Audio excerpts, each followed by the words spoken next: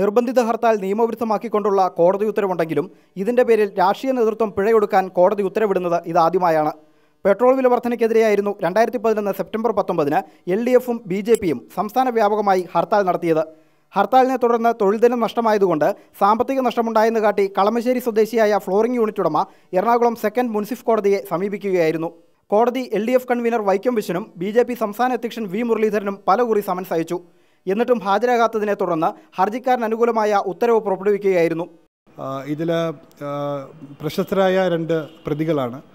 ഇവർ കോടതിയിൽ വരാനോ കോടതിയിൽ അതിൻ്റെ കാരണം ബോധിപ്പിക്കുവാനോ ഒരു അവസരം കോടതിയിൽ അവർക്ക് നൽകുവാനുള്ള ഒരു സാഹചര്യം അവർ കൊടുത്തില്ല എന്നുള്ളതാണ് മറ്റൊരു പ്രത്യേകത. കോടതി ഉത്തരവ് പ്രകാരം വൈക്കം വിശ്വനും V മുരളീധരനും ഹർജിക്കാരന് 3710 രൂപയും ഇന്നുവരെയുള്ള 12% പ്രതിവർഷ പലിശയും നൽകണം. ഹർജിക്കാരൻ്റെ ഫ്ലോറിംഗ് യൂണിറ്റിൽ 6 തൊഴിലാളികളാണുള്ളത്. ഇവരുടെ ഒരു ദിവസത്തെ കൂലി ഉൾപ്പെടെയുള്ള തുകയാണ് രാഷ്ട്രീയ നേതാക്കൾ പിഴയൊടുക്കേണ്ടത്.